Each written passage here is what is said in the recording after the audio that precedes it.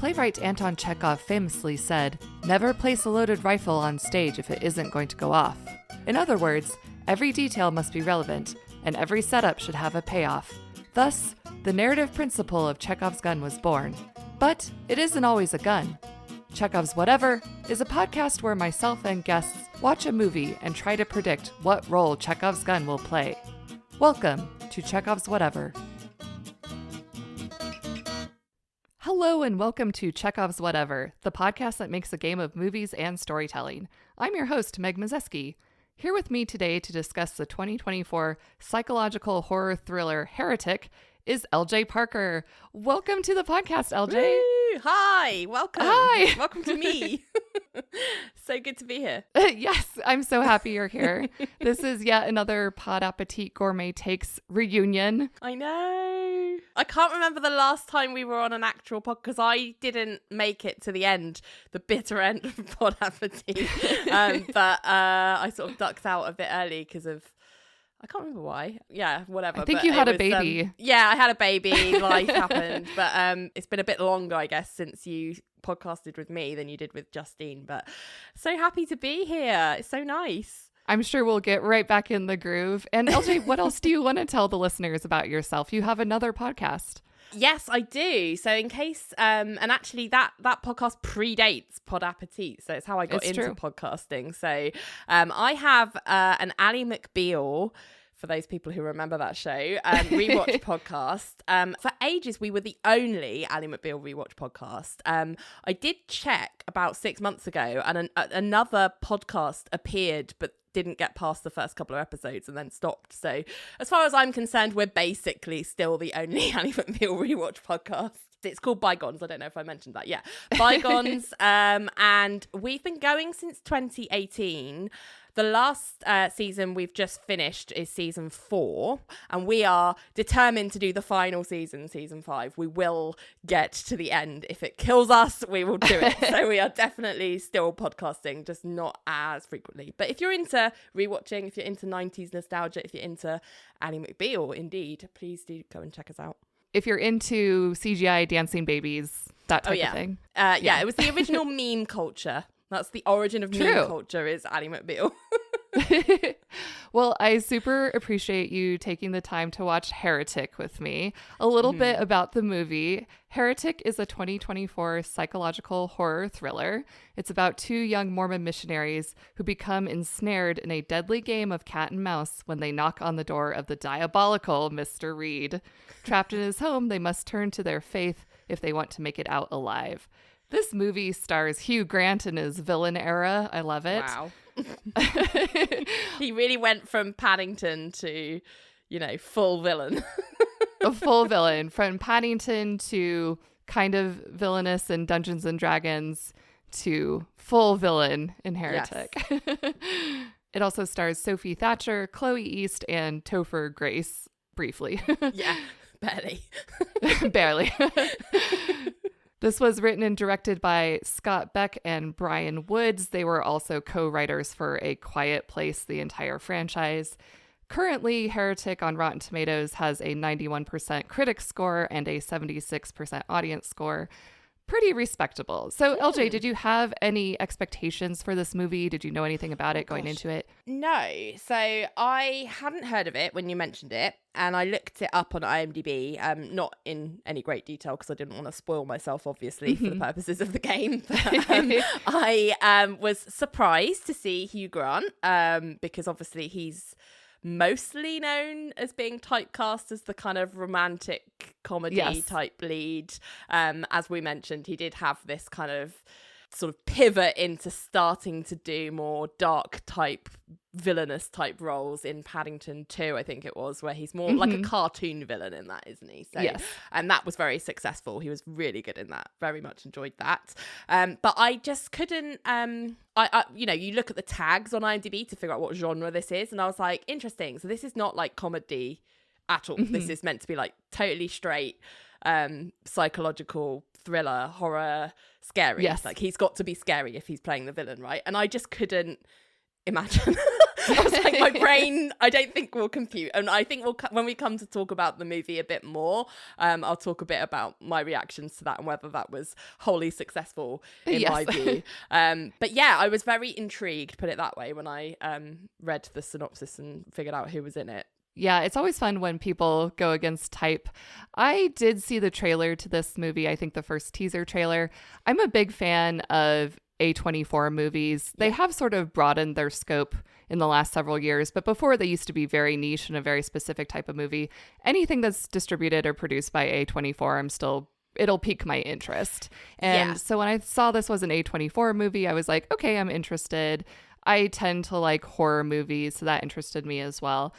Although the trailer, it did not look at all scary to me. So in the trailer, they reveal the blueberry pie candle. They make it such a penny drop moment in the trailer, but it's hilarious because divorced of the context, aside from the 1-minute trailer, you get this absolute doom and gloom and look of horror from Sister Barnes as she sees the blueberry pie candle in the trailer.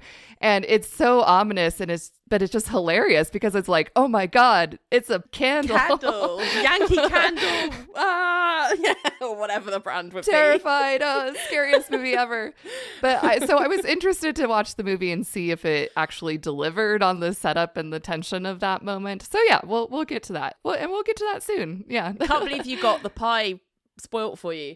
I know. I hadn't seen the trailer. As I said, I didn't know anything. The first I'd heard of the movie was when you mentioned it as an option, and I looked it up. But horror, I guess for a bit of context for me, horror's an interesting genre for me because when I was much younger, like in my late teens, 20s, I was really into horror. I was like a horror girly. Had loads of them on DVD. I still consider some horror movies some of my favorite films ever, like top 10.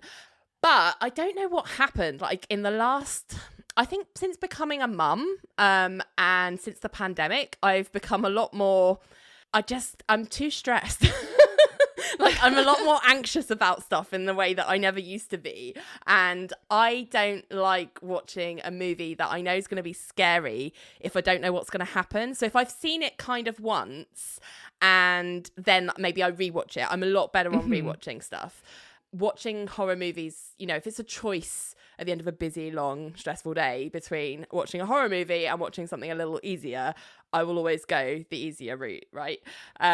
And this is to the great frustration of my husband because he really likes horror and he's always trying to get me to watch horror. So when I sort of said, oh, I'm going to be watching Heretic with Meg, he was like, what? I watched that without you because I didn't think you'd want to watch it. And I was like, but it's for Meg.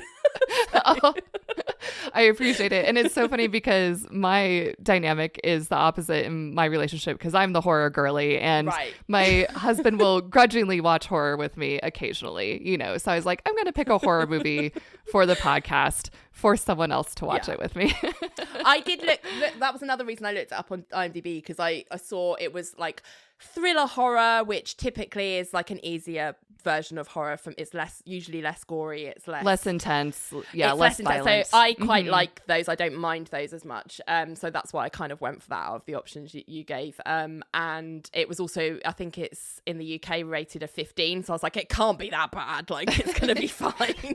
It's got Hugh Grant in it. How bad could it be? That is honestly a thought that went through my mind. All right, so let's get into the movie. But before we do, here's a quick overview of how Chekhov's Whatever works. This is a podcast where myself and the lovely guest watch and review a movie that's new to us. We also play a game where we try to guess what Chekhov's gun will be and how it will play out later in the movie.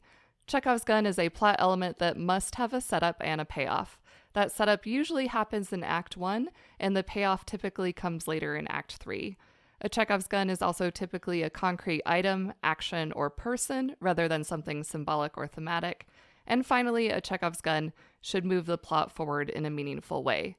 We get 2 points if we correctly identify a Chekhov's gun. We also get an additional point for correctly guessing how that Chekhov's gun will pay off. And finally, we lose 1 point if we incorrectly identify a Chekhov's gun and its role. And then whoever has the most points at the end wins this silly little game. All right, Heretic. We open up on beautiful Colorado, actually shot in British Columbia, Canada, but we're going to pretend it's Colorado. We meet Sisters Barnes and Paxton. Sister Barnes is played by Sophie Thatcher, and Sister Paxton is played by Chloe East. They are Mormon missionaries. The scene is really setting up what their personalities are like. They're haltingly, sort of shyly talking about taboo subjects. They're talking about porn. They're talking about Magnum condoms. Pornography, as Sister Paxton calls it. She sort of stumbles over the word each time. Yes. Yeah, and she won't say the F word, but she will admit that she watched a porno, and this was what assured her of the truth of the church, that she has faith in God, and that seeing this porno really solidified that belief for her. Okay, so I've got my first Chekhov's whatever. Excellent. Let's hear it. It's Chekhov's porn. I spoke a little bit off mic about how my strategy for this was just literally like on Pod Appetit, we went through the era of everything is cake. For this, I was like, everything's a Chekhov's gun. So right off the bat, I was like, okay, porn. Something's going to happen with porn. My theory, bearing in mind I knew nothing apart from the fact that Hugh Grant was in it and he's the bad guy, is I was like, they're going to meet Hugh Grant at some point, and he's going to end up being either a porn star or he's going to be watching porn in another room that they're going to discover, and that's going to be the thing that kind of notifies them or gets them to realise that he's a nefarious character. So that was my theory. I love it. I think it's an excellent guess. This is right up there with Chekhov's vagina caves from the Smile 2 episode. So yeah, I love it. You know that phrase, when all you have is a hammer, everything looks like a nail? Right. There's got to be an analogy for Chekhov's gun here. Like, when you have a movie, everything looks like a Chekhov's gun. Yeah, exactly. That was definitely my approach to this. So as the foil to Sister Paxton's shy, naive, blindly faithful persona, we have Sister Barnes.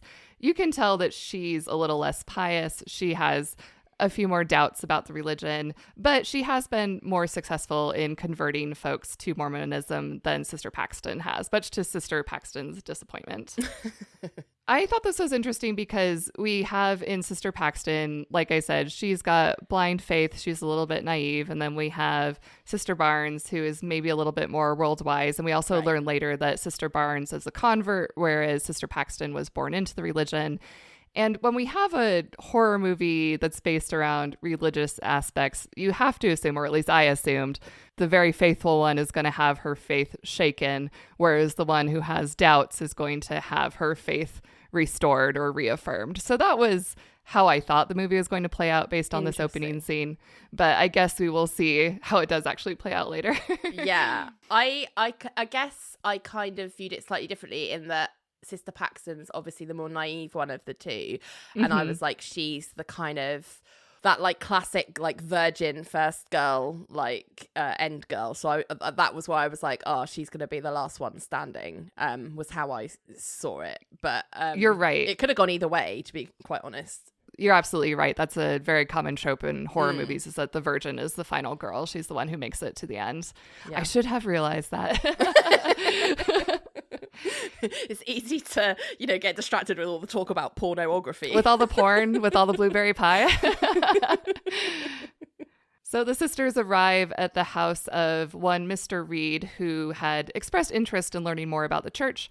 So they arrive at his home, they lock up their bicycles outside, and this is my first guess, Chekhov's bike lock. I have that as well, but You do? Okay, perfect. So how did you think this was going to come back? Well, I feel like with this movie, and I feel like a lot of horror movies probably fall into this, is that the Chekhov's whatevers are sometimes very, very obvious because of close-ups, right? And I think you talked about this in the Smile 2 episode as well. So there is a huge, very obvious close-up on this bike lock. So I was like, that has to come back somehow.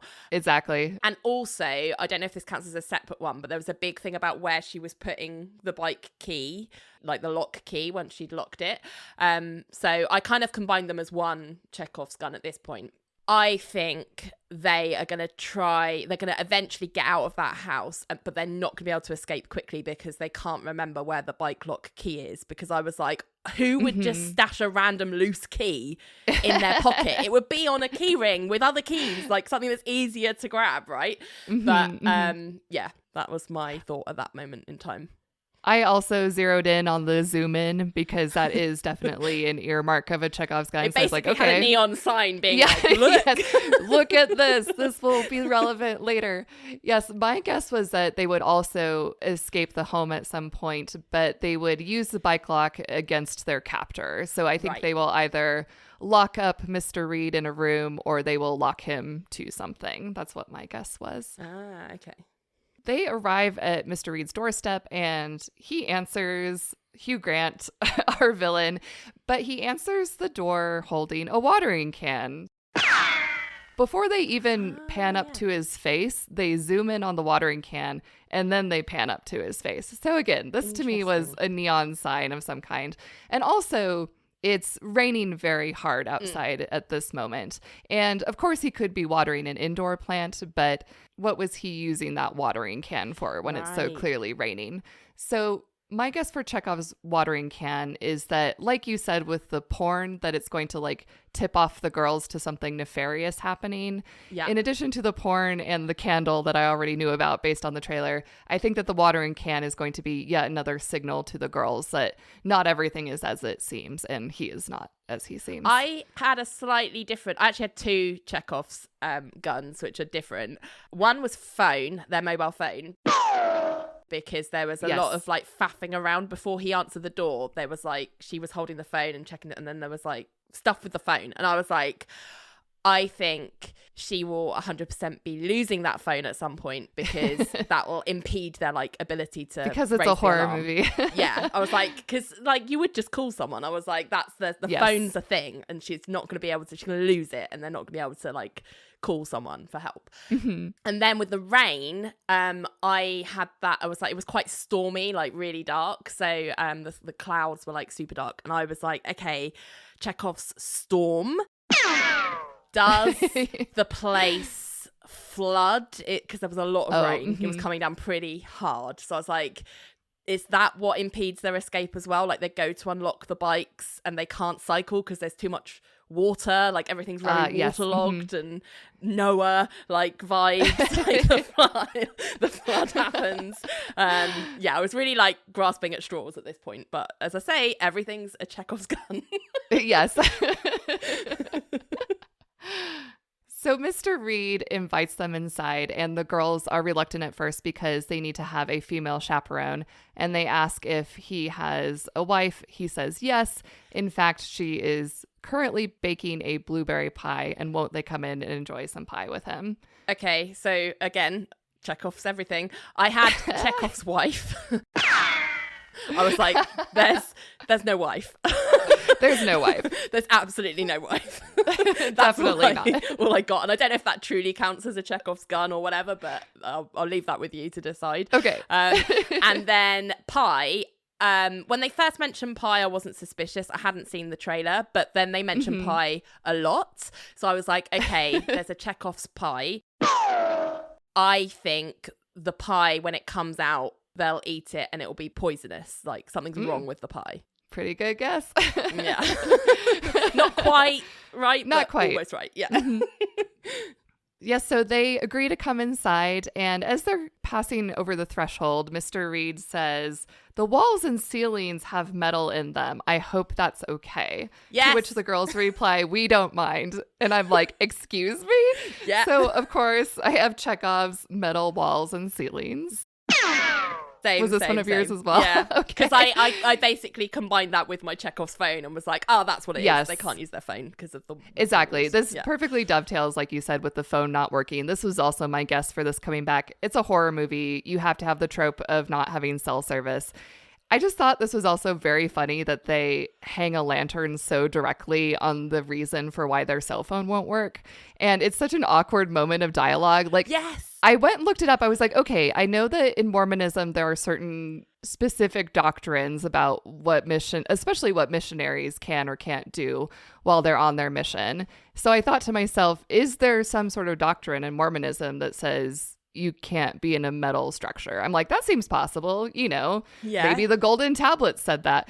So I looked that up, and no, this is absolutely nothing to do with Mormonism. So it makes no sense whatsoever why Mr. Reed would be like, and by the way. It was so like casual. He was like, oh, and there's metal walls and ceilings. Is that all right? Like you'd say, oh, I've only got decaf. Is that all right? You know what I mean? It was so bizarre. I feel like he was trying to deliver it like a throwaway thing you'd just say, but it was so bizarre that it just drew more attention to it. So it was like a really obvious Chekhov's gun. Yes.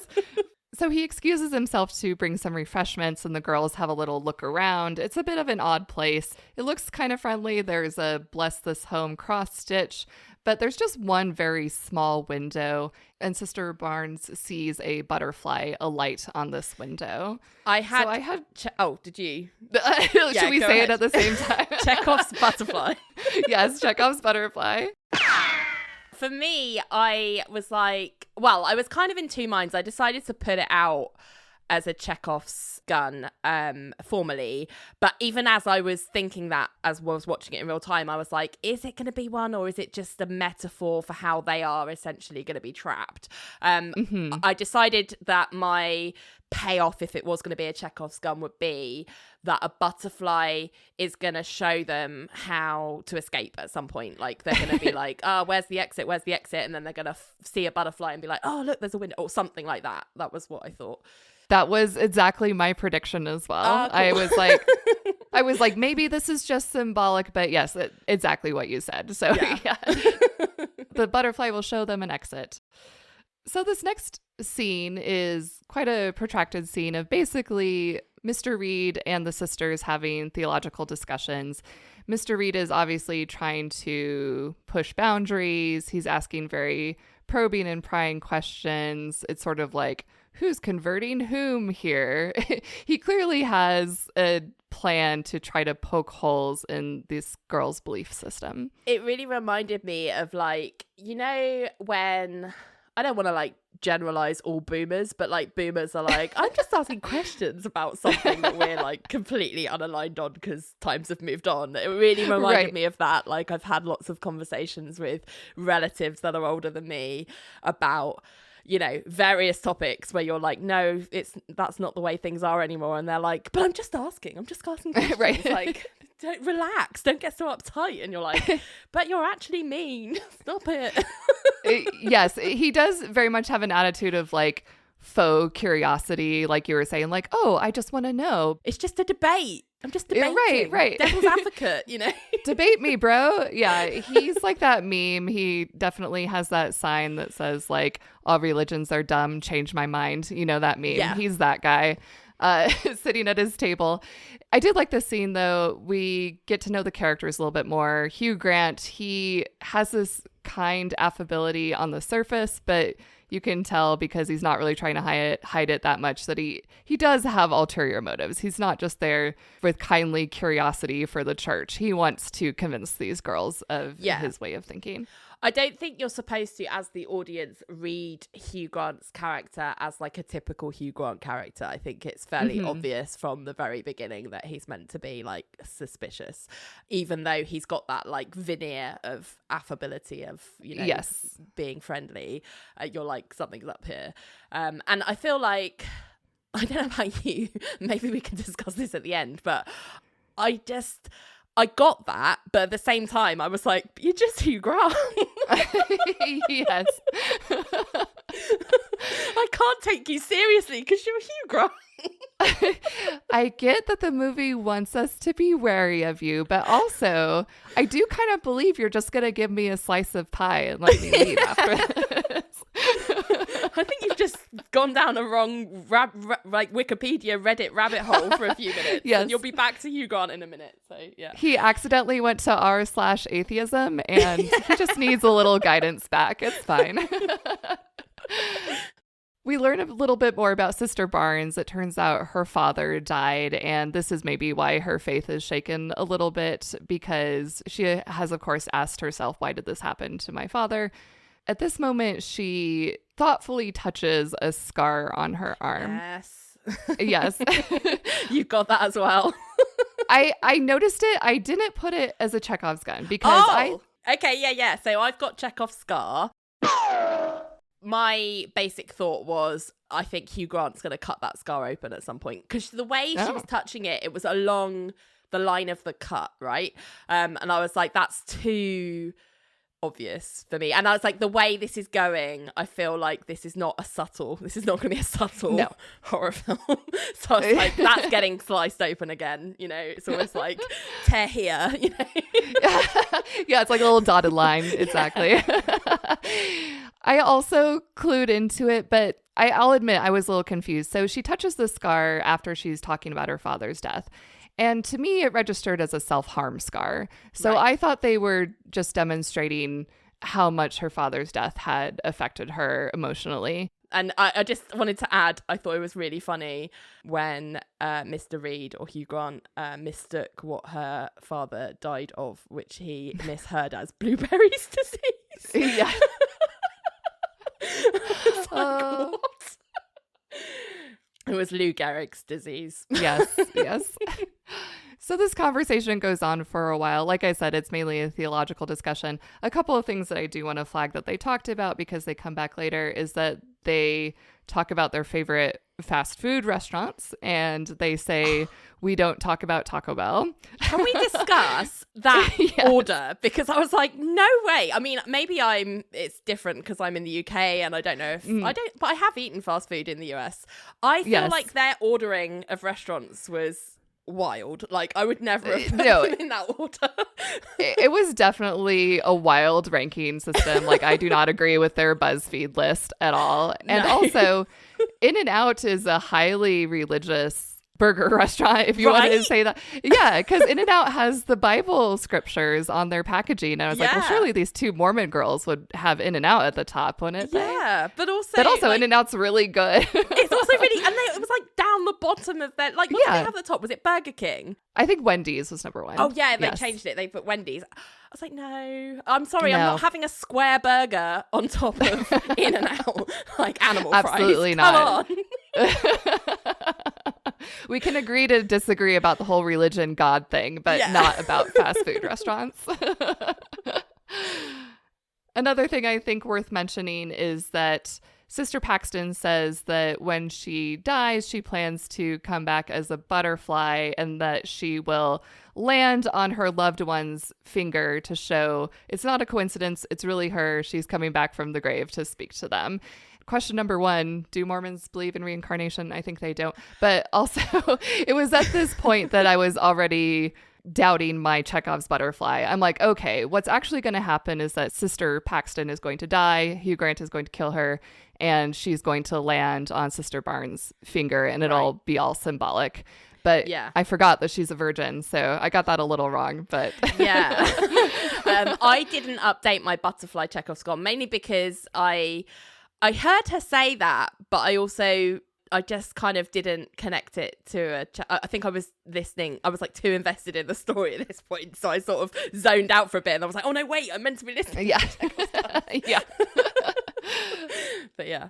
Yeah, the more they talk, the more uncomfortable the girls get, especially when he asks about their thoughts on polygamy. So basically it gets to the point where they're like, okay, we should get out of here. They request again to meet his wife. And he says, oh, yeah, sure, I'll just go get her. Mm-hmm. He blows out the candle and leaves the room. And it's at this point where the girls are like, okay, we just have to get out of here. Oh, you forgot to mention that's the bit with the trailer where she realizes that the candle. Oh, I'm sorry. Yes, we should definitely mention that. Yes. Yes, it is at this moment where Sister Barnes sees that even though they've been smelling a delicious blueberry pie, it is in fact the scented candle that Mr. Reed has brought to the table. I did not pick up on Chekhov's blueberry candle. And so this is the moment where the penny seems to drop for her, and she's like, oh no, this guy is lying to us. Not everything is as it seems. Yes, this was the big dramatic reveal in the trailer. Yeah. It was a less dramatic reveal for me in the movie since they had spoiled it. Yeah, that was the first time I'd seen that, so I was like, oh no, not the candle. Did you have the reaction that Sister Barnes did? Were you like, oh my God? No, I thought it was really funny. Yes. I was like, because also the smell of an actual blueberry pie is not the same as a scented candle. Like, there's no way you'd mistake the Not two. at all. No, definitely not. But yeah, that's the final straw for them to get the heck out of there. The door is locked. Sister Barnes goes to find the bike lock key in her coat pocket, but it is not there. They don't have their coats. He's taken them. That's what it is. Oh, yes. Excuse me. The room, coats are he? gone. Yeah. They need to get their coats, which contain the bike lock key. Yeah. Yes. They realize they can't escape on their bikes, even if they could get out. So, and they also realize that window is definitely too small for them to escape through. So they decide, with no other option, since they can't escape out the door, they don't have the bike lock key, that they do actually need to venture further into the home to ask Mr. Reed for help leaving. And even though their phones don't work, they do fake a phone call that they have received from someone at the church. And Sister Barnes is like, oh, please excuse us. I need to take this phone call. So that happens during that scene as well. But yes, they do decide to reluctantly pursue Mr. Reed further into the home. They arrive at a sort of church of Mr. Reed's own making. There are some pews. There's a pulpit or an altar. There's a library with tons of books from all sorts of denominations. There's some Buddhist iconography. There's Zen iconography. You can see that he has all sorts of ornaments and just all sorts of stuff from all sorts of religions. He's like a magpie of religions. It's a really interesting camera shot they use when they first enter the room, I noticed, because it kind of almost is like in the round and it sort of pans. It's like a weird panoramic shot, and then Hugh Grant, Mr. Reed, sort of enters from the other side. I mean, the way I sort of interpreted that was it's like the disorientation of being like, where the hell am I? Like, what the fuck is this? But it was quite an interesting choice, I thought. I do think the movie did a good job of building this tension, this dread. It's always sort of at a low simmer. It's always kind of in the background, but the farther we go into the movie, it builds and builds and builds. So every scene where it's like, oh, this makes me feel a little bit uncomfortable. This makes me feel a little claustrophobic. This makes me feel a little bit like I'm stuck in a labyrinth. I think it does a really good job of layering it upon itself to really build the tension. Yeah. And like you said, that shot does a good job of that as well. So they talk to Mr. Reed. It's kind of like the jig is up. They sort of at this moment are starting to get to that point where they're like, okay, we both know that the other person knows that something's going on. But Mr. Reed is like, oh, there's your coats. You can leave. They pick up their coats. And the bike lock is in the coat, but it is not in Sister Barnes's pocket. It is in Sister Paxton's pocket. So they notice that, but they're just kind of like, okay, that's weird. That's not where we thought it was going to be. Yeah. So I had, actually, I think it was slightly before this, I noticed that there was a leak in the roof because he's got that weird, like, water, what do you call them? Like, water tipper. Oh, the bamboo thing. fountain thing. Yes. But it's like catching drips from a leak in the roof. And then when it gets full, tipping over into a bucket. And I was like, that seemed to be... I mean, the noise of that was disconcerting because it's kind of all through the background of the scene. But I was like, there seemed to be quite a few like cutaways back to that thing. And I was the roof leak. I was like, Chekhov's roof leak. And I didn't really have any idea as to how that would pay off. But I was like, that seems to be significant in some way. So I was guessing and I was like, maybe like the roof caves in or something happens as a result of the water leaking and they will find a way to escape. That was my guess. And then also with the bike key, I started to revise my original thought around the bike lock and was like, okay, so he's obviously moved the bikes. He's done something with the key. And I didn't think this through because this was Russ had to point this out to me as I was going through them after I'd watched the movie. And I was like, this was my thought at this point. And he was like, that doesn't make any sense. So what I wrote down was like, he's moved the bikes and he's going to use the bike lock to restrain them later. And he was like, but why would he put the key back in their pocket? And I was like, good point. So that's got a bit awry, but I think I was just too busy like scribbling a random theory to like think it through. You were just so caught up in the moment. I know. I was like, something bike lock, he's going to use it. And he was like, but why have they got the key? And I was like, don't know. But yeah, Mr. Reed apologizes for the door being locked. He says that it is on a timed mechanism and that it will not open again until the morning. He also says, I know how weird that sounds. And it's like, yeah, it so sounds weird. Hella weird. What is this, a fun house? Like, right? This is not fire safe. No, definitely not. Are fire codes different in Colorado? I don't think so.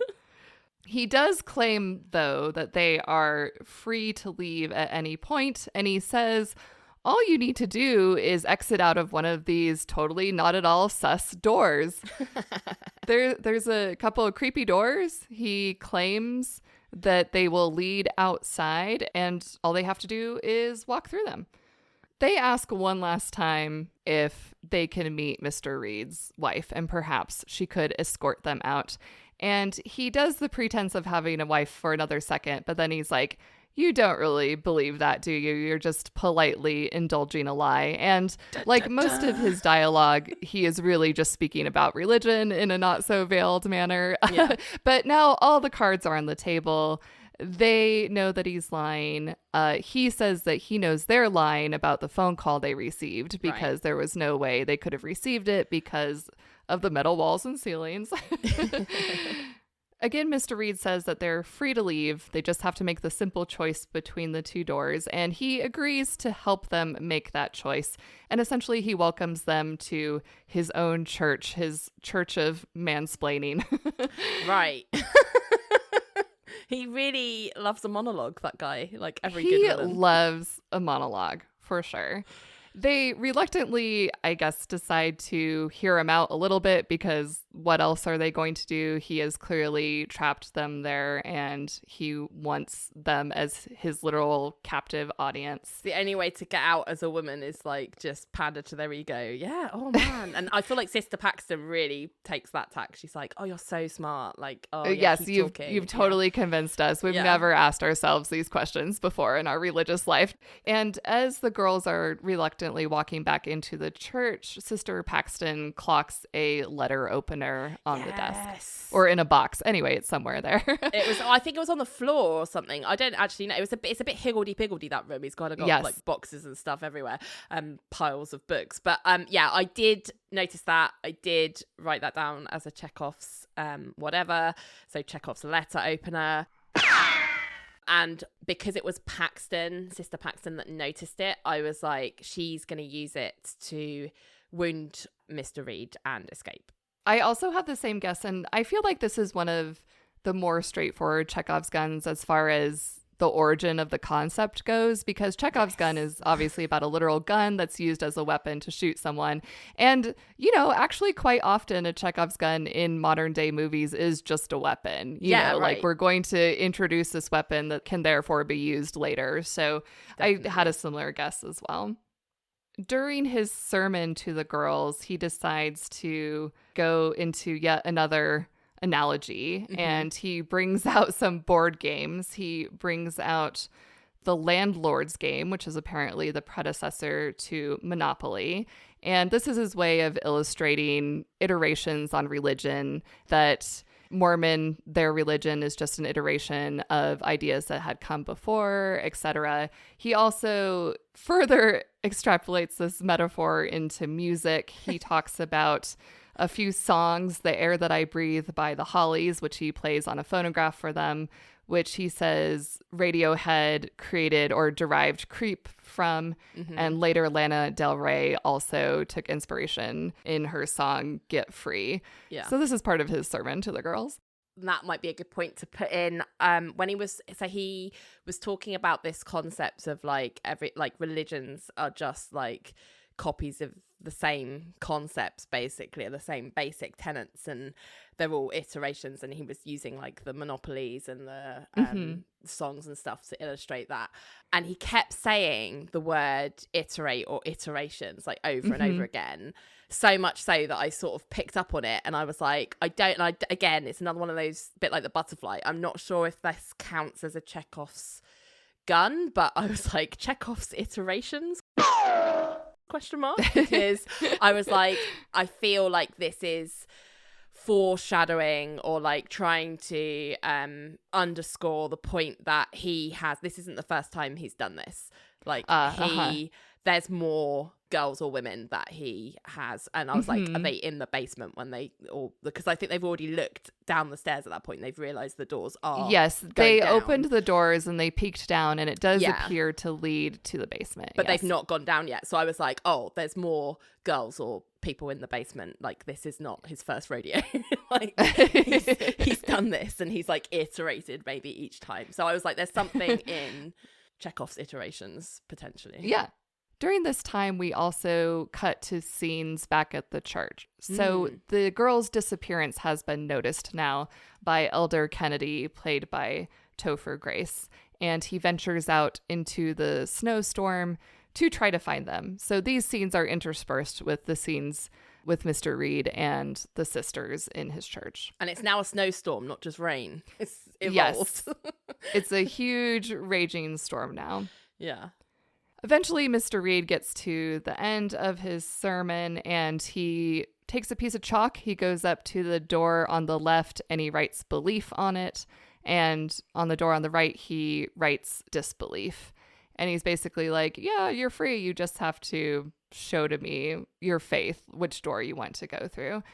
And he concludes by saying what he believes is that all religion is a lie, and he dramatically sweeps the Book of Mormon and some candles and a book of matches onto the floor. Okay, I got 2 Chekhov's whatevers. So I've got Chekhov's candles. And when it was partly while he was delivering his sermon, there was a couple of moments where he either stared at a candle or he like stopped talking. And there was, I think he even touched a candle at one point. He like put his finger through it. And I was like, something going on with candles. So I was like, okay, Chekhov's candles. And this is my most wild like prediction. I was like, he has a God complex, and he's going to try and prove that he is God by like setting himself on fire, and he thinks it's not gonna burn or kill him, or he's gonna like make it so it doesn't, like maybe he's wearing flame retardant clothes or something, and it doesn't burn or kill him, as like to try and prove to them that he is the Messiah. That was my candle. I think that would have been more interesting than what actually happened. So that was my candles prediction. And then when he sweeps all the games on the floor and everything, all the detritus from the table, one of the things that lands with a close-up is a book of matches, like a box of matches. Yep. So I was like, Chekhov's matches. I was like, someone's going to try and set, like one of the girls is going to pick that up and try and set the church on fire at some point to again, try and escape. This is another one of those where there's like a brief zoom in. Yeah, like something, it could have just been like, oh yeah, everything's on the floor, but it was like, no, and the matches are on the floor. And it's like, okay, yes, exactly. I picked that up. I picked up what you're putting down there. Sister Barnes goes to retrieve the Book of Mormon from the floor, and in doing so, she also clocks the letter opener, which has been thrown onto the floor. And Sister Paxton, like you were saying, is playing to his ego, and she's like, oh, you're so smart. You've definitely convinced us. Oh my gosh, we're so stupid. How could we have ever thought this? And she makes her way towards the disbelief door because she thinks that this is what Mr. Reed wants. Yeah. But Sister Barnes says, no, we should go through the door that we actually believe. We shouldn't capitulate to this crazy guy who's keeping us hostage. So Sister Barnes convinces them both to walk through the belief door. They start to descend the dark staircase into the basement, but before we get there, let's take a quick break to hear from our sponsors. All right, we're back. Sisters Barnes and Paxton go down the dark staircase into the basement, but it does not lead outside. Surprise, surprise. They basically find themselves in a dank, dark dungeon, essentially. It's a dead end. There's a locked door. There is a single table and a chair beneath a very leaky skylight that is pouring a lot of water onto the table. And there is also a small window high up, a caged window. The further they get into this house, like, the less appealing the environment gets. Like, it started off in, like, a living room, which, okay, isn't to my taste, but has a sofa, somewhat cozy, a scented candle. Then they're in this drafty church, and now they're in a goddamn dungeon. You know, it's like, what's next? I mean, it just gets worse and worse, doesn't it? I also laughed when he tried to convince them earlier that it was safe to go through the doors, where he's like, you came upon the house, you saw the footprint, didn't you? And it's like, no? Did they fly a drone over the house? I don't think I clocked the entire footprint of a building when I approach its front door, but sure.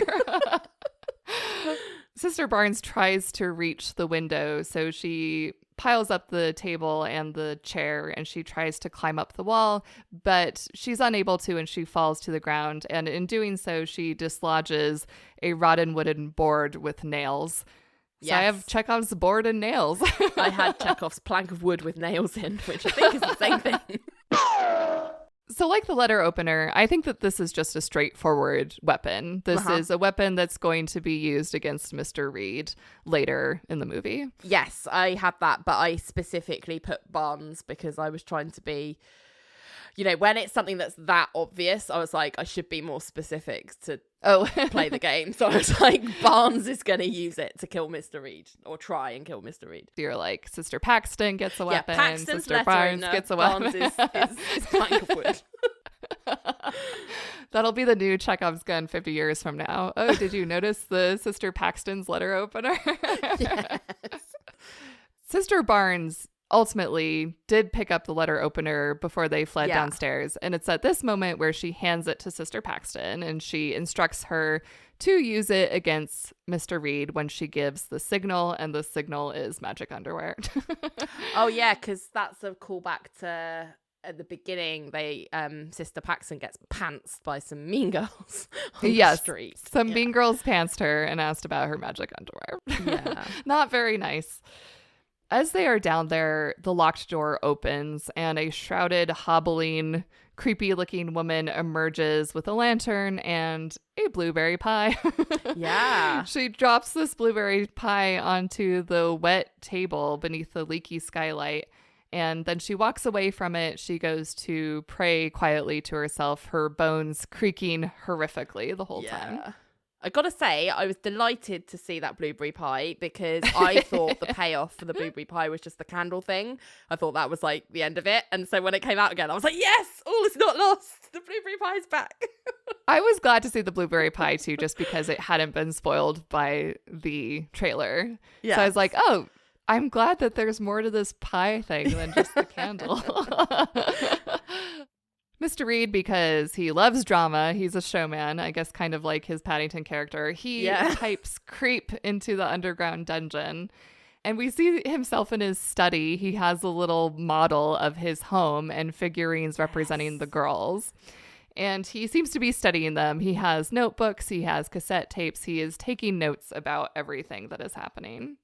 Sister Barnes sneaks past the woman up the other staircase that they did not take down, but that, it turns out, just leads to the disbelief door. Both doors led to the same place. Mm-hmm. Is this irony? I don't know. She peeks under the door. She sees a floor rug and spots the matches on the rug. So it seems like something she could pull to her to get the matches. But before she can do that, Mr. Reed calls to them again, so she scurries back downstairs. Mr. Reed claims that the creepy woman is a living prophet of God, and he's been shown a miracle that proves all known religions are false, but he needs witnesses to verify that this miracle is real. And Sister Barnes and Sister Paxton are his chosen witnesses. It's at this moment when the creepy woman starts eating the pie with her bare hands, digging her gnarled nails into the pie, eating it. Turns out it was a poison pie. Yeah! I can't tell you, I was actually really pleased with myself for that. No, I think that's really good. Absolutely. She eats the poison pie, and Mr. Reed says that she will be resurrected momentarily. She keels over. The sisters confirm that she does appear to be dead. She's not breathing. She doesn't have a pulse. And he says, just watch. She'll be back in just a moment. But they're interrupted by a ring at the door. It's Elder Kennedy looking for the girls. I think at this point I've missed a couple of Chekhov's, my last two, I think, Chekhov's. Oh, okay. When you were talking about the model, like he's got this like model house of his house. Yes. And he's playing with, like, he's got little people. He's actually carving them with a craft knife. And I was like, oh, weapon. I was like, and I was just like, it's just a weird, it seems to be quite incidental because he's just sort of absentmindedly kind of carving these little figures to put in his little model house to like replicate the scene as to where these people are. Like, there's a little model Barnes, there's a little model Paxton, there's a little model him. Mm-hmm. I think there's probably a little model Prophet. I was like, that's quite an elaborate prop for it to just be like a throwaway thing. So I was like, firstly, the obvious one, the craft knife. I was like, that's Chekhov's craft knife. And then I thought back to Barnes's scar, just because of the like shape of the blade and the scar that she's got is small on the inside of her arm. I was like, it's the perfect. It's just that I was like, tear here. It's the perfect shape and size to do that. So he's going to use that to cut her scar open. That's what it is. So that was my guess for that. And then the model house and the tiny models, I was like, that's got to come into play somewhere. It's just too much of an elaborate thing, and he's been spending too much time with it whilst he's like talking down the little tube to the dungeon. I was like, I think that the elder, Topher Grace, that is going to find them is going to somehow make it into the house to the church room. But Mr. Reed is going to be like, oh, no, yeah, they were here, but they left. And then he, Topher Grace, is going to notice the model house, realise it's the house that he's in, and that there's two, and know that they're in danger. He's like, is that a very tiny Sister Barnes? I think he's going to be like, hang on a minute, that's the room I was just in, and there's two people in this weird, creepy dungeon model house. Look, there's two miniature bicycles. Yeah, exactly. A miniature it must bike be that. And what's this weird miniature wizened old dead lady? Like, look at this very tiny blueberry pie. It's so all at a 1/19th scale. It's perfect. Gonna be like his tip off that something's amiss here and that he needs to go in and save them. So that was my final, I think, Chekhov's whatever. I think those are all great guesses, but we do unfortunately come to realize pretty soon that Elder Kennedy is worthless because he does not. I know. He does not wise on to the fact that the girls are there. It's actually very funny because he leaves and then he comes back and you're like, oh, he's realized that something was off. But no, he just forgot to give Mr. Reed a pamphlet. I thought that was pretty funny, actually. That might have been the funniest moment in the movie to me. I mean, that is actually quite, it's subverting what you think is going to happen, right? Because you're like, oh no, he's realized that. Because there's been all this, like, as you said, interspersed scenes of him being like, wait, they've not signed their name to say they've checked their chores off for the day. Oh, they're not here. Oh, what's happened? Well, they were meant to be here. And he's like, through the snow, all the way there to the house that they were last claimed to be at. And, you know, had a weird conversation with a man that claims never to have seen them. And then you're like, oh, no, that can't be it. Surely he's coming because there's got to be some kind of payoff for him being there. It's Topher Grace. And it's like, he figured it out. He just forgot to leave his sales material. It's like, for God's sake, you had one job.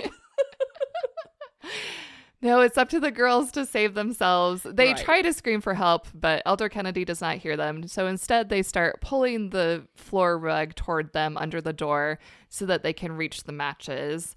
They are able to grab some matches and they run back downstairs. Their idea is that they're going to start a fire that will somehow force Mr. Reed to release them in some way. It seems like maybe they've never lit a match before because they're really hella struggling with these matches. I was like, how can all of them be going out?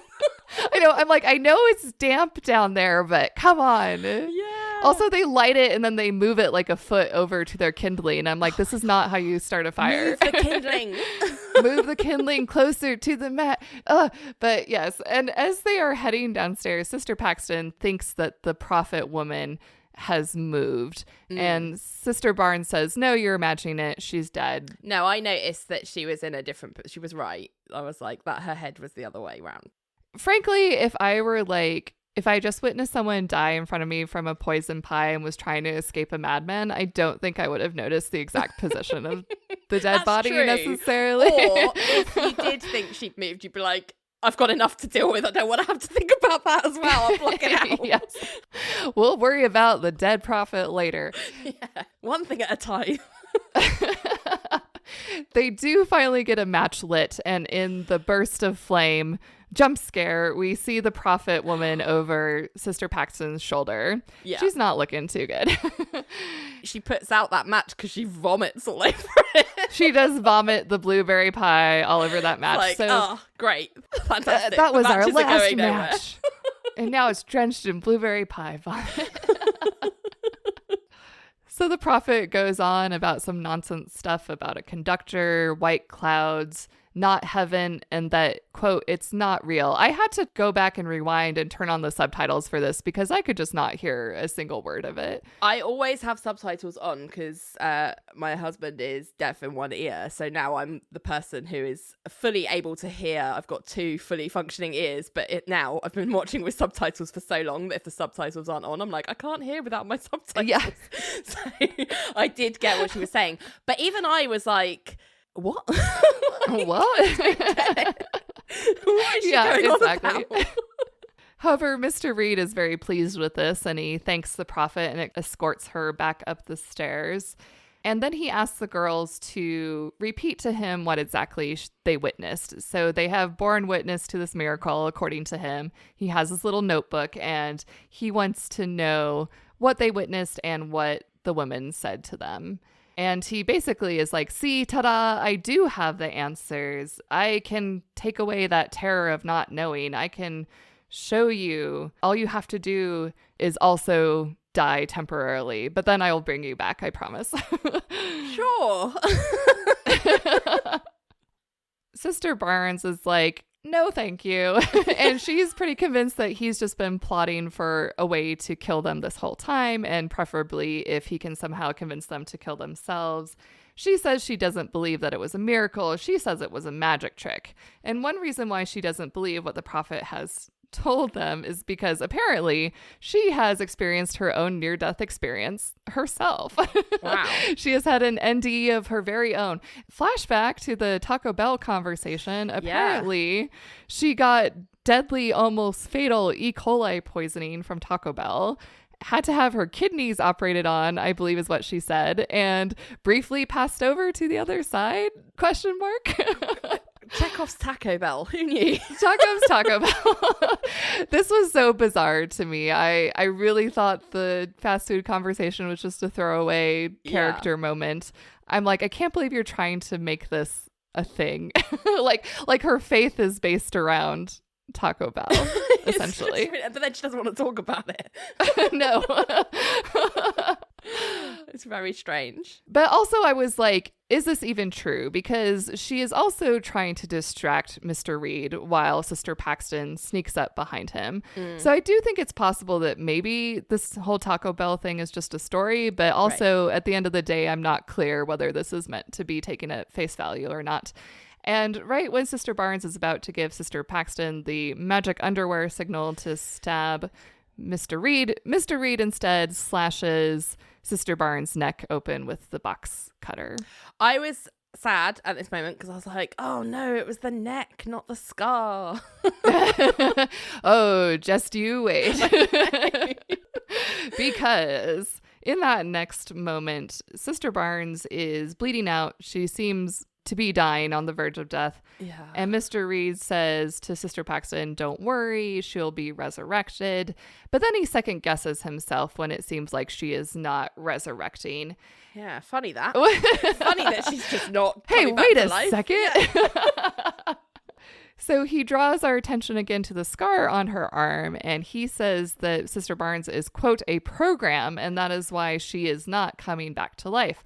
So he does indeed cut into her arm with the box cutter. Yeah, I really thought that was dead in the water, pardon the pun, when he slashed her neck, because I was like, why would he then also cut her arm? That doesn't make sense. I was like, that's not going to happen. But then when he did, I was like, yeah, thank God. This is a fun part about the game to me, because there have been several points in watching a movie where you don't necessarily want something to happen from a plot perspective because it would be sad. You know, you're like, oh, I don't want Sister Barnes to get stabbed with a knife, obviously. But because you're playing this Chekhov's gun game, you're like, yes, do it. Use the knife.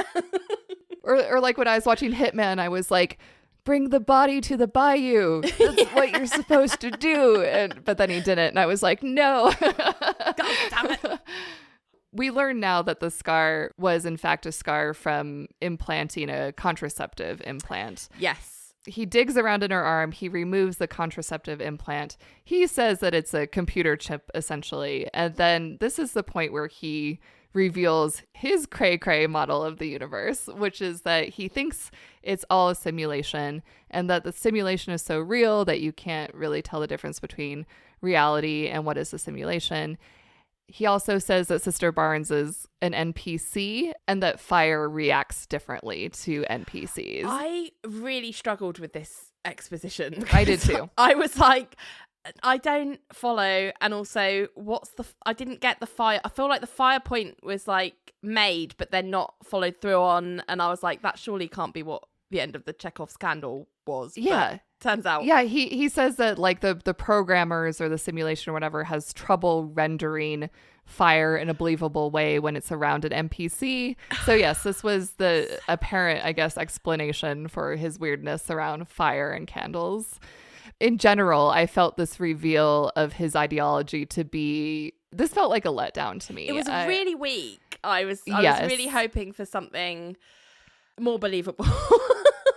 Or like something to have tipped us. Like, I feel like if you're going to go to that kind of complex of an explanation or a reveal, there needs to be more breadcrumbs beforehand, because like there was nothing about simulations. It was all iterations, which is not quite the same thing. So yeah, it was bizarre. I totally agree. I feel like it could have been telegraphed better if that was indeed what we were meant to believe the whole time, that he was thinking about this simulation idea. I felt either, like you said, there could have been more breadcrumbs, or what I really would have liked to seen would have been something wholly unique to the movie. It's like, I've heard this simulation theory idea in real life, you know? Yes. I've heard people talk about it. Some people do believe this legitimately. So what I wanted from a fictional, fantastical movie was I wanted to hear some sort of really batshit idea, you know? Yeah. I was like, what is this guy thinking? Or thirdly, the other option I would have been happy with would have been if he was just your run-of-the-mill Satan worshiper.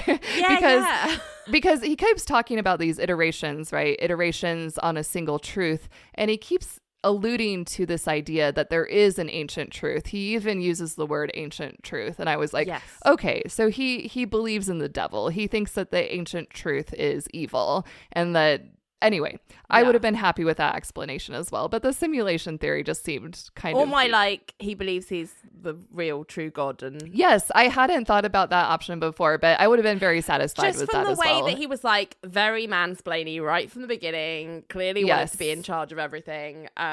Typical characteristics of someone with a god complex. So I was like, that would make sense from what we have seen of this guy. But this was like, what? Yeah. He definitely has a thing about like exerting power and control and power dynamics. So yeah, I would have been very happy with a god complex as well too. Yeah. But yeah, so of all the options, simulation theory was maybe the least satisfying for me. Really strange. Yes. But it turns out Sister Paxton isn't quite as naive as we were led to believe. She knows that that is a contraceptive implant. She knows that it's not a computer chip. She goes on to say that she, too, does not believe she witnessed a miracle. She thinks it was all a magic trick. She puts on her Guy Ritchie Sherlock Holmes cap. She's like, well, actually, if you'll recall. It's like, is it like Poirot or like Miss Marple is like, and here is what really happened. Yeah, it's a locked door mystery, a little bit literally in this point. I guess this whole time, Sister Paxton has actually been very observant, and she says that she's convinced he swapped the body of the prophet with another woman who entered through a secret passageway, and that's why the woman was in a different position when they came back downstairs. And she also thinks that when the prophet said it, quote, wasn't real, that the prophet was actually referring to the so-called miracle itself, not to the broader idea of religion. Mr. Reed, he seems actually pleased by this and decides to indulge her in her theory and says, well, if that were true, then where is this secret passageway? This whole time, the roof has been continuing to leak. There's a pool of water on the table. So Sister Paxton dumps that pooling water off the table onto the floor where it drains into a secret hatch, which she opens. So, we did get that leaky roof coming back in a way. I was like, that's not what I thought was going to happen, but it is. I guess the leaky roof did come into play in some way.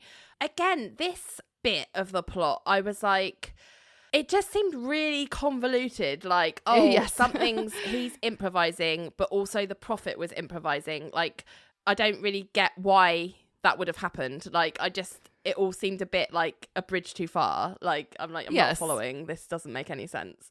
Why would the new prophet say it's not real? Like, what would she get out of that? I just, all of it made no sense to me. I didn't get it.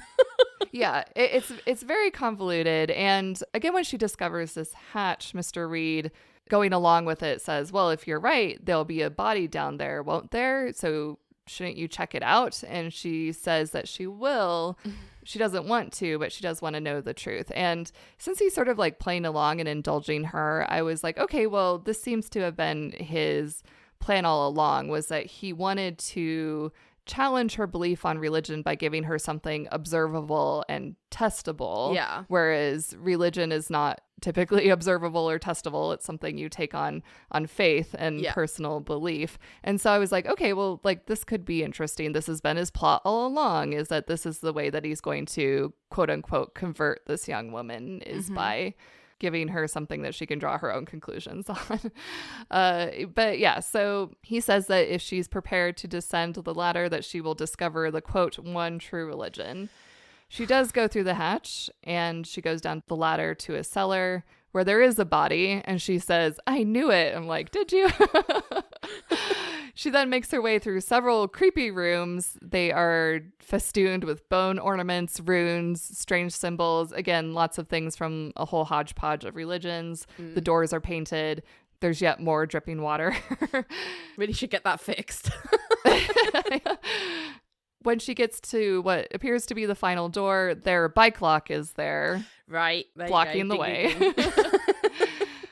Fortunately, she has the key to the bike lock in her coat. So she opens the door and she finds herself in a room filled with women in cages that are low to the ground like they're animals. These appear to be like animal kennels. So my question, it's plot related. Again, I'm confused. Why did he feel the need to lock that door with the bike? Of all the things to take the bike lock to do, why that? Because the women are in cages, they're not escaping.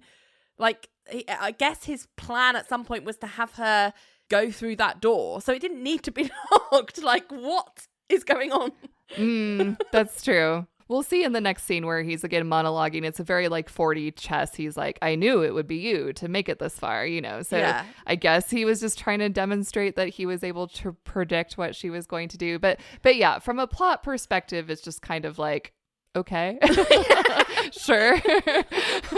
There's the bike lock. Sure. Yeah, so these women are huddling in their cages under blankets. It's apparently very cold in there. We see that he is treating them like animals, not only in the cages, but they have what appear to be pet bowls for food and water. And Mr. Reed appears and gives them the water with the watering can. The watering can. Even though it came back again, it was like, why put the bike lock there? I was like, okay. You could have removed the watering can from the movie entirely and it wouldn't have made a jot of difference, So it's just like, I don't think it was a Chekhov's gun. It did come back, but to what end? It was kind of like, who cares? It's a watering can, I guess it's kind of, just like these mundane items from like everyday life suddenly being used in a sinister context is meant to make it like add to the creepy vibe, but like it was bizarre. It does work for tone for sure, but Chekhov's gun is so much like a plot element that it doesn't really have much to do with the plot. But yeah, no, you're right. It does do a good job of taking something benign and making it like a little bit scary and malicious.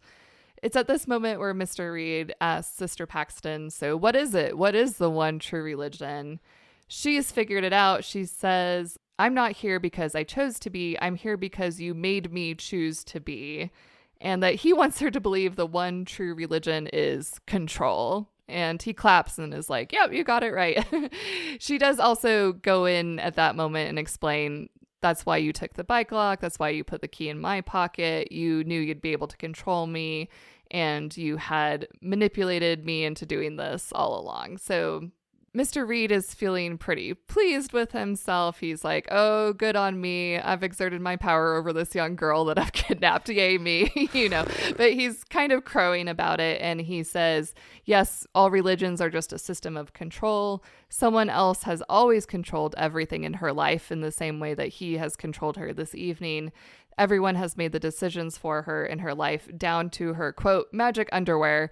And she takes that moment to stab him in the neck with the letter opener. Yes. But how does he know about the magic underwear? They didn't, like, Barnes didn't get that phrase out when she was trying to say it before, and he wasn't there when the magic underwear. Just from his general knowledge of Mormonism, maybe? I don't know. They know that there's like a myth around, well, it's not a myth, they do wear large underwear, but it's like, it's magic underwear. Like, I wouldn't know magic underwear as like a known phrase, but then there aren't that many Mormons in the UK, so maybe that's why. Speaking as an American, I think that is a pretty well understood phrase. Okay, all right.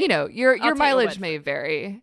And also earlier in the movie, the girls reference South Park and also the Book of Mormon musical. Yeah, true. And I feel like that's probably a phrase used in things like that. But also to your point, this is something that movies do a lot, which is that a character acts upon something that the audience knows, but that in universe, that character actually shouldn't really know or do or say. So I do feel like that is an instance of, it's like, well, the only reason the character is saying that is because we, the audience, know about this conversation that he was not privy to. So yeah, it did not make a lot of sense for him to say that in that moment. But she stabs him and she flees through the house. We get a kind of fun shot that pulls away from her, the real her running, to her running through the model, which was kind of fun. That was like, oh, finally, something's being done with that model. Something's being done with the model. Sister Paxton goes back to the underground dungeon, I'm assuming to try to find Sister Barnes on the off chance that she is still alive. But when she is down there, she is stabbed by Mr. Reed. They are both laying there in the dungeon, bleeding, seemingly dying. She collapses to the ground and he crawls over to her and tells her to pray for them. This is another sort of head scratcher moment for me. She says, prayer doesn't work. It's been studied and there was a control group and a group of people who prayed to God to be made healthy, and it didn't make a bit of difference. And I'm like, okay, wait a second. Why are you religious? I'm like, I thought you were the girl. I thought you were the faith girl here. I thought this whole thing was proving your okay, movie. Yeah, I thought that was strange. She does say something about how, but she thinks it's so beautiful that everyone is praying for each other, even if it doesn't make a difference, even if they're praying for people like him. Mm-hmm. Okay, I guess we get to see how pious she is, even though apparently she doesn't believe in prayer. Okay. As she's praying, he is poised to stab her in the neck with the letter opener when suddenly nail board to the face. Yeah. I was also losing hope. Literally right before the scene, I was like, oh, I guess that plank with the nails isn't coming back. Yeah. So then I was so pleased. Sister Barnes is not fully dead. How? She's there. How? I didn't know you could cut your neck open and be literally bleeding out and survive. I didn't know that. And have a huge gaping wound in her arm, which seemed to be next to quite a major artery. Oh my gosh, that would never. I'm not usually one to nitpick the plausibility of horror movies, but that was sure. like, no. Yeah, and she manages to stay alive just long enough to kill Mr. Barnes with the plank of wood. And then she does die for reals this time. I could maybe have bought her arms. like crawling and with her last... But she was like stood up. I was like, standing. No, there's no way she has blood in her like top half of her body to be able to stand up. And also hit him hard enough to apparently one hit KO him. Like just one good smack to the head and he's dead. So yeah, she's a strong one. I guess it was her faith that saved her. Sister Paxton eventually escapes from the home. She makes her way out. Well, one thing I did want to point out is that the model house comes into play for her to escape because she figures out how to get out because she's fiddling around with the model house and she sees that there's like a little air vent or something. Like she moves a bit of the house and sees that there's like a path, like a way out through an air vent in the model. So she's like, oh, that's how I get out. Oh, that's true. Mm-hmm. Yeah. The model did serve a purpose. Yeah. It wasn't a butterfly, it was the model. So yeah, she escapes through that vent. She is outside. It's after the storm. The storm has passed, but it's a nice little snowy landscape. Mm-hmm. She sits on the ground in relief, and it's at that moment when a butterfly flies up to her and lands on her hand. Again, this is a callback to her saying that she would come back as a butterfly. We have to assume that this is Sister Barnes reaching out to her Not from Mr. beyond Reed. the grave.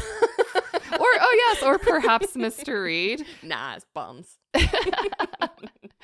Because she does seem to take comfort in it for a moment, but when she looks back, the butterfly is gone. We did not see it fly away. She did not see it fly away either. And I guess we are meant to ask, was it real or was it just a simulation? And that is the end of Heretic. We go to end credits over the song Knockin' on Heaven's Door. The end. Yeah. Gosh. Oh gosh. So yeah, what did you think of this movie, LJ, overall? It wasn't my favorite. Mm-hmm. I mean, I've talked about the fact that I struggled with Hugh Grant in the role, not because I think he was bad. I actually think he did a decent job of being creepy. But I just think he's so type, like he's in my soul as a friendly, affable, floppy head friendly man. Like I just can't shake it. So I just find it really hard to really take him seriously in this kind of a role. Mm-hmm. And I think it didn't help that the whole plot and some of the kind of dialogue was really like tenuous, really stretching my like suspension of disbelief that I was like, it's just Hugh Grant going off on like some mad rant about nothing. So I was not scared. I thought I wasn't even like that tense a lot of the time. I think a lot of the like the jump scares, the stuff was like fairly easy to spot coming a mile off. Yes. So in that respect, I guess it didn't succeed for me. But it wasn't even like that funny kind of horror either. Mm-hmm. So it just sort of fell a bit flat, I think, for me. I would agree with all those points too. I feel like Hugh Grant's portrayal is really simultaneously the best thing and the worst thing about this movie. Like you said, he's not convincing as a scary person. And when your movie hinges on this character, the central character being also the central threat to the girls and this ominous, diabolical person, like you, I was never at any point like, oh no, Hugh Grant. I could never. Yes. But on the other hand, I did enjoy his performance. I think he worked well with what he was given. I do think his performance was a bit cheeky, and I think it can't be anything but cheeky when it's Hugh Grant being the bad guy. So I don't think it was through any fault of his. It's just that we have such a preconceived notion of who he should be. I liked the way that he delivered his lines. I thought that he was like a character that you kind of love to hate. You're so irritated by him the whole time. But also it was purposeful that you interpret him that way. So I felt it was successful in that way. Like I was imagining if they had cast someone else, maybe it would have been more successful as a horror movie. But that being said, I do feel like he was the most interesting part of the movie to me. So I didn't ultimately want them to remove him. I did quite like the way they played off of the subversion of the fact that he's known as. Yes. And he was leaning into the fact that he's known as this friendly guy, because that's how he comes across. That's his persona, like when he's opening the door, but then it takes a twist. I think probably what let his performance down is the material he was given mostly. I think there is something very interesting that could have been done maybe in a better scripted film, where the motivation is a stronger concept, because like I ended this film being like, what was the point? Like what was he trying to do? I agree. Like, okay, I guess kill them, but then why was he keeping all those girls like what was his like motivation? Essentially, we didn't really have a strong thread there, and I think that let him down as a villain, you know, and that's not Hugh Grant's fault. I agree. As you were saying about how you don't typically nitpick the plausibility of someone surviving or not in a horror movie, I also do tend to try not to nitpick the motivation of a villain in a horror movie, because it's usually like, oh, they're supernatural, evil, or they're a crazy person. But I do feel like we should nitpick the motivation of the villain in this movie, because that's the crux of the movie, is his theological ideas. So when it isn't fleshed out, and when his motivation makes no sense, and when his method makes no sense, it does fall a little bit flat. You're just like, okay, well, why, what, how? Yeah. And also, it is okay for a villain in a horror movie to not make sense. And, you know, we see this guy who wants to sort of stick it to the man. You know, he wants to rail against organized religion. He wants to really convince people that organized religion is not the way. But his way of doing that is by targeting a couple of young girl missionaries. It's like, that's not really sticking it to the man. That's just finding a couple of individuals who loosely represent the institution and then exerting power over them. And it's like, okay, the character doesn't have to make sense, especially if he's crazy as he is depicted in this movie, but at the same time it's like, well, for that reason it also fell a little flat for me. I do feel like, you know, I picked up on my iteration point around how he's done this before. They're not the first two girls. I'm not sure if that is quite what happened, because it doesn't really explain the women in the cages. Like, are they other mission? Because I feel like if they had made it clear that maybe those other women in the cages are women that have also been through some form of this experience, and he's been iterating it and like refining his theories, and this has been how he's researched his view of theology, that would have been a better, at least they'd be like, I kind of get it, I kind of get what he's trying to do here, it's insane, but there's a method to his madness and I can buy into that. Yes. But there wasn't any red thread holding any of that together. Like, it was just like, oh, and here's some random women that I happen to treat like pets. Yeah, and it would have been interesting if these women had turned out to be people that he had successfully converted. Right. If these were like actual converts. And then that would have made sense for why the prophet would have gone along with the whole thing. You know, it's like, it makes more sense and actually makes him scarier if he's like, hey, I have converted these missionaries. I'm a cult leader of some kind, you know? Exactly. Yeah. It's like apparently some people do believe what he's saying. That would have been scarier to me than a guy just keeping a bunch of women captive and apparently controlling them through fear instead of through persuasion. Yeah. So it was weak in that sense to me. And also, just speaking to the movie more generally, there are almost countless horror movies that explore Christianity or religion or spirituality. A lot of these movies are also like Christian persecution or the impression of Christian persecution or Christian victimhood. So I feel like the movie has to say or do something different within this genre. Right. You know, it's like, here we have, again, Christians being persecuted and sort of proven right in the end. Like, often this comes up in horror movies when it's contrasted with like Satan, for example. You know, it's like, don't stray from God or else the devil will get you know? So that's a little bit more expected in like your exorcisms or your Conjuring movies or that type of thing. Yeah. And in this movie, the girl's faith wasn't actually really challenged at any point. There was never at any point where either of the sisters had an actual crisis of faith. They seemed to be unwavering in their faith from start to finish. So I was like, okay, well, if you're trying to make a theological movie, you have to actually say or do something different than the large number of horror movies that came before. Yeah, it didn't really have a theological point, almost. Like, it was just really I don't think wishy-washy. it did. Or if it had one, I missed it. Like, it didn't land. So I think it was a real missed opportunity, I think, because I think it could have got there, but it just overcomplicated things and didn't hang things together well at all. So yeah, you said something earlier about, I liked your phraseology. You said tenuous dialogue. I think that was a good way to put it. I saw a quote from the writer-directors in an article by the AV Club, which said, quote, "Because Beck and Woods are most famous for writing A Quiet Place, a high-concept thriller with very little dialogue, they wanted to prove they could make a thriller that's all about dialogue, the tension between characters, and the arguments they make when their lives might be on the line." Awkward. I know. I'm like, I think that's an interesting premise. I don't think they successfully pulled it off necessarily.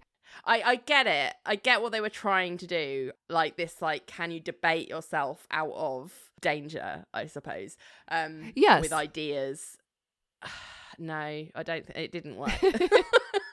It didn't work for me. Going back to what I said before, I feel like if they wanted to do this, they really should have said something with the movie itself. Yes. You know, had some sort of thesis. Maybe I missed it, but anyway. Also, I am not among the people who particularly liked A Quiet Place. I didn't think it was a very successful horror film because it wasn't very scary. It was PG-13, I think, which, not that every horror movie has to be above a PG-13 rating, but I did not find it scary. So I'm not too surprised that I didn't find Heretic particularly scary either. Yeah, I enjoyed A Quiet Place because it wasn't too scary, because of my aforementioned issues with things that are super scary these days. It was like a palatable horror movie for this era of my life.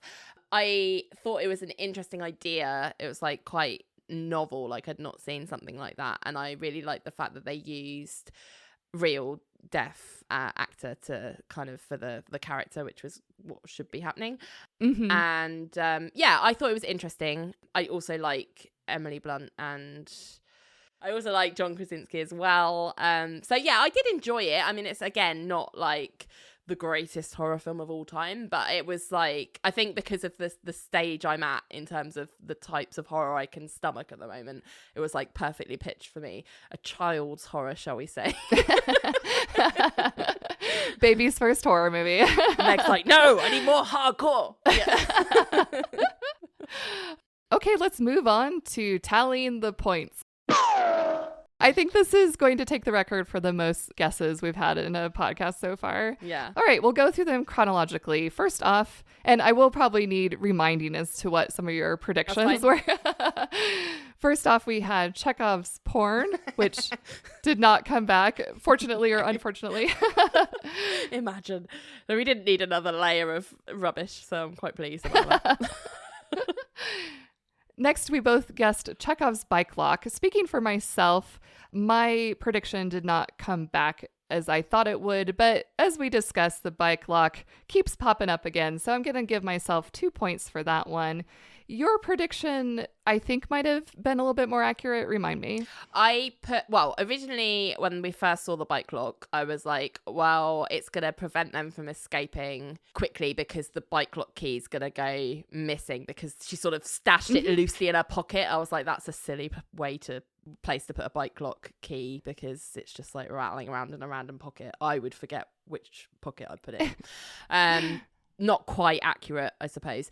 I did sort of revise that a little bit when we saw the bike key, which I don't know if we want to count as a separate instance, but that was also wrong. So because it made no sense. But yeah.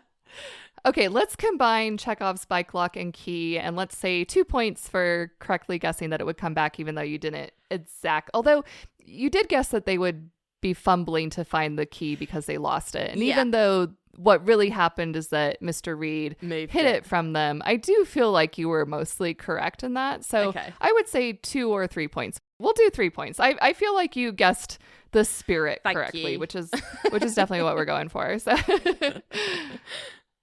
Next is mine, Chekhov's watering can. So even though this came back, I would say ultimately this is not a Chekhov's gun. It didn't really make a bit of difference in the plot itself. Right. It does come back, but it's just to illustrate that the guy is a bad guy, which we already knew. Yeah. So it was more symbolic than narrative. So I would actually subtract 1 point for my guess there. Okay. Next is Chekhov's mobile phone.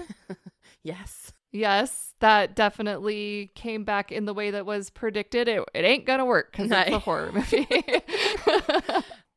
Chekhov's storm. What was your prediction for this one? I was like, that storm looks ominous. The place is gonna flood, so they can't get out as easily. Like something about the storm impeding their ability to get out, which I would say didn't happen. That didn't do anything really. I guess I would say ultimately the storm didn't really impede their escape. No, it was like just, I guess, atmosphere. Yeah. Literal atmosphere. I'm going to subtract 1 point for that. Yes. It's okay. You've got a million more guesses.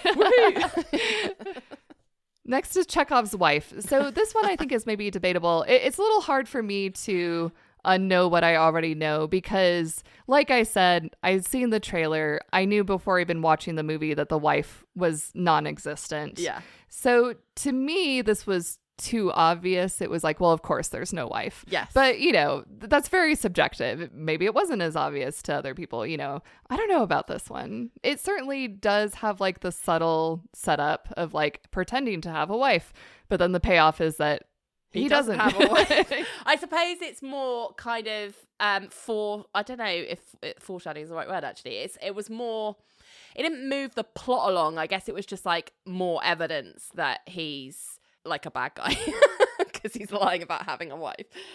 Yes.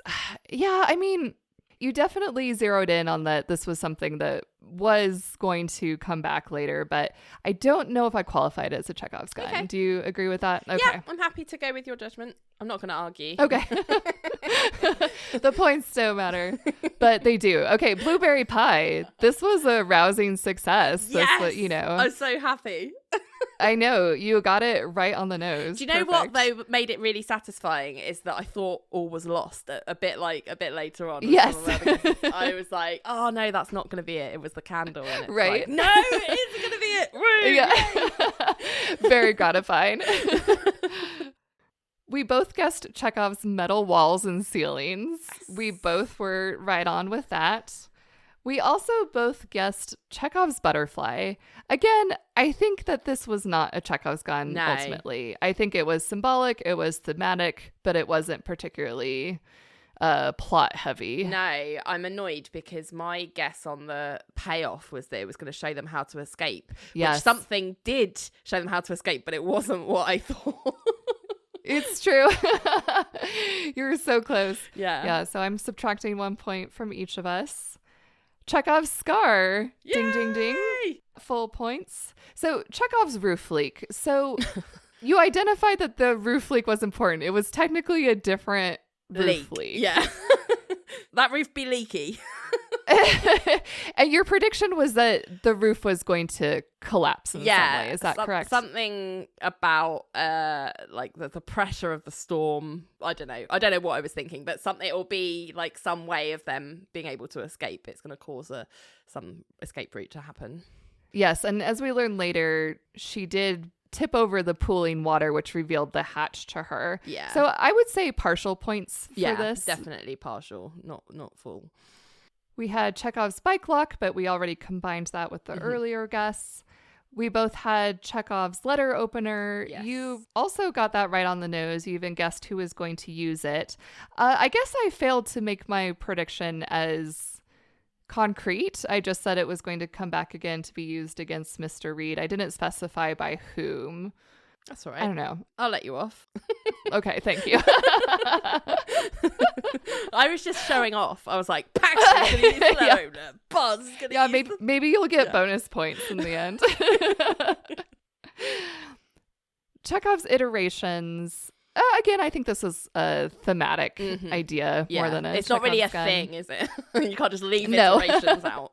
Although I guess he did have like iterations of Monopoly like on the table, but I don't. He did. It would have been Chekhov's Monopoly iteration. Chekhov's Monopoly. Yeah, true. Chekhov's board games. Yeah. Next up is Chekhov's candles. I was very impressed with this guess. I did not clock that at all, I have to say. And it did definitely come back, but who could have guessed that it would have been to prove his simulation theory? My guess was wild. I was like, this is like, right, I'm going to really go out there now because mine have been all quite safe, like obvious, like what would happen with it. I was like, he is going to set himself on fire and be like, I am the one true God or whatever it is. But what actually happened, I think, was even more insane. Like it was like, even more insane, yes. But like somehow less gratifying. A lot less gratifying. Yeah. Like I said, I would have preferred your prediction over what actually happened by a long shot. Chekhov's matches. I'm going to give you full points for this, but I do feel like the movie failed to really have a satisfying payoff with this. Yeah. It's exactly as you predicted. They saw the matches, they were going to get them to start a fire, etc. But it doesn't really actually come to much in the end. But I feel like that's like the movie's fault. I'm not going to dock points from you for that because it's just we like... We were going somewhere and then it was like, no, we're not.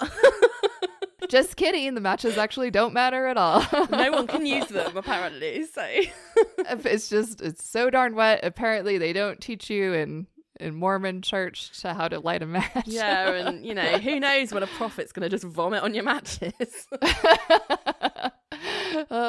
No one prepares for that eventuality. No.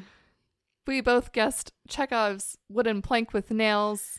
You again guessed exactly, and I guessed generally. Yeah, again, that was really gratifying because the letter opener, obviously I was pleased to get that correct, but it didn't have the same satisfaction as the plank of wood because again, I thought once Barnes had been like her neck slit, I was like, oh well, that's not coming back, it's not her. And then it did, and I was like, yes. I was really happy about that too. I was like, yeah. More happy for myself than for Barnes. I was like, Barnes, whatever. I'm just glad I got an additional point. Yeah. Chekhov's craft knife or box cutter. What was your prediction? I can't remember. That Mr. Reed was going to use that to cut her scar open. So I don't know if you want to combine that with the scar or whether it's a separate Chekhov's item. I feel like those are discrete. Okay. How could I forget another perfect guess? And finally, we have Chekhov's model, which did come back. It showed Sister Paxton the way out. So it did not have the exact payoff, but definitely partial points for that. It was the basis of a fun shot, but I feel, again, I'm really disappointed with this one because it was such an elaborate prop for like a very incidental payoff. It was almost like blink and you'll miss it. Like she was like running through the room and was like, oh, I go out this way. It was like, I feel like that could have been used better.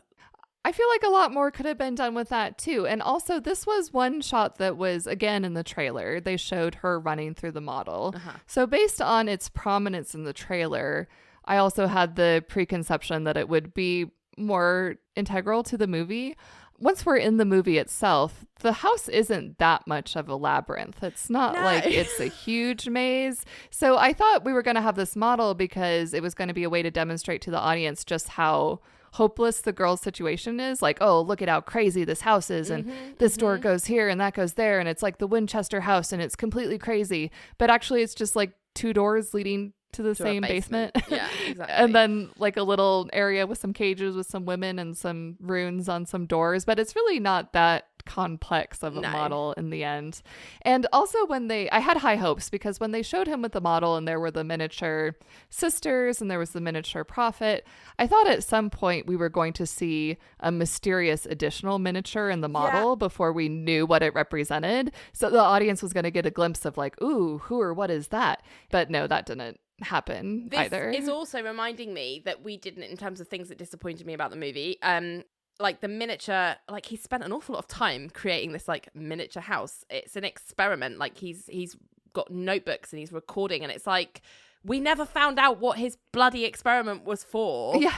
And like how many other times he'd been like, has he done this before? Like the assumption is yes, I guess, because it's already like quite established, it's a setup.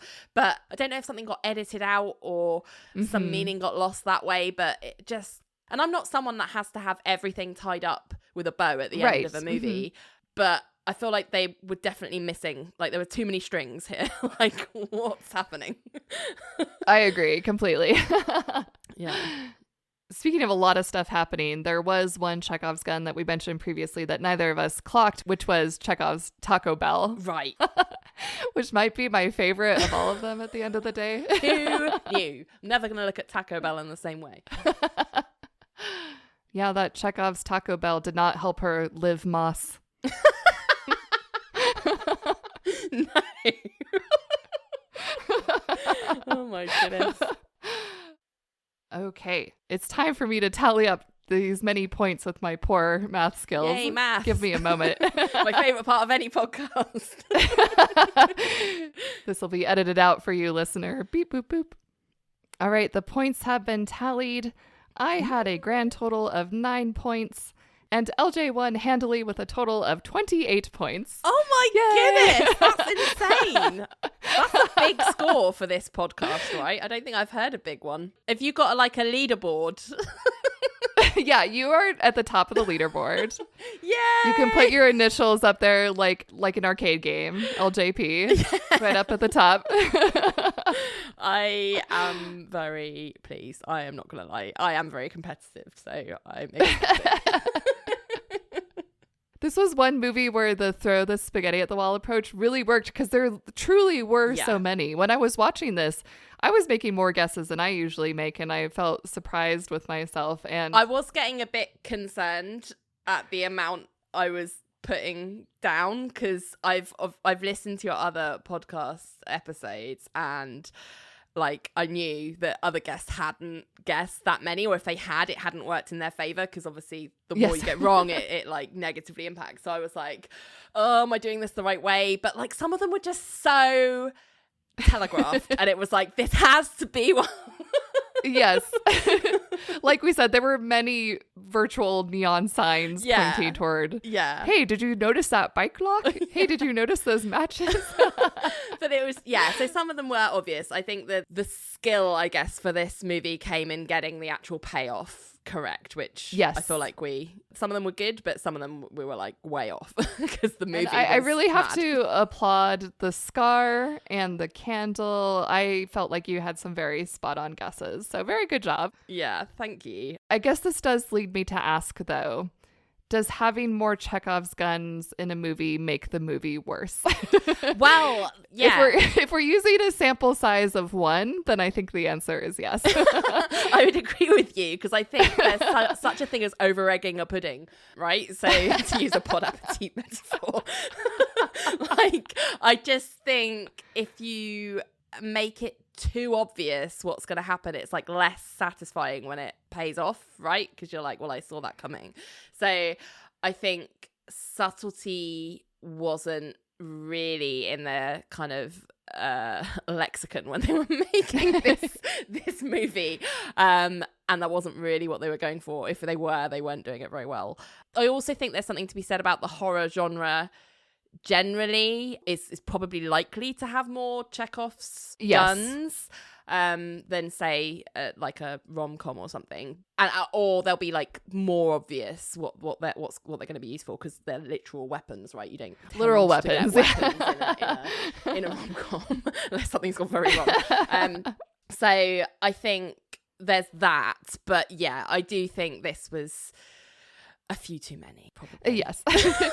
There is that fine line between telegraphing something too much that you're just like, oh, well, obviously. But then you do want it to have a little bit of surprise, but you also want to feel the satisfaction of seeing that something was coming. So it's a very delicate balance. And yeah, Heretic didn't quite have it. I think they kind of pendulum swang between the very obvious telegraphing of a Chekhov's gun and it being what you thought it was going to be to very obvious telegraphing, but it was just like, what the? Like, huh? How's that the payoff? Yes. So I just don't think it really stuck that like middle ground balance. I agree. Well, LJ, I would love to have you back on sometime to defend your title. Yes. Especially if someone beats it, I'm going to be like hitting you up like, Meg, I got to come back on. I must be back on immediately. Yes, thank you so much for joining me. And until next time, where can people find you online? So you can find Bygones Podcast mainly on Instagram. We are at Bygones Pod. Do not be scared or put off by the fact that we haven't updated our feed in ages. We respond to messages there, and I am going to get on top of that. It's one of those things that's fallen by the wayside, but we are contactable there. And you can find Bygones Podcasts on all, podcast provider platforms. So yeah, that's the best place to find us. Awesome. Everyone go check out Bygones. LJ, thank you again for joining me. Thank you. I've loved it. It's been a real pleasure. All right. We'll see you next time. Bye. Bye. Thanks for listening to Chekhov's Whatever. Go to chekhovswhatever.substack.com to follow along with the podcast. If you're enjoying the show, be sure to subscribe on your favorite podcast app and leave a positive review. You can also find video clips and full audio episodes on YouTube, so be sure to like and subscribe at Chekhov's Whatever. And finally, you can send email to chekhovswhateverpodcast@gmail.com. All right, let's end this show with a bang.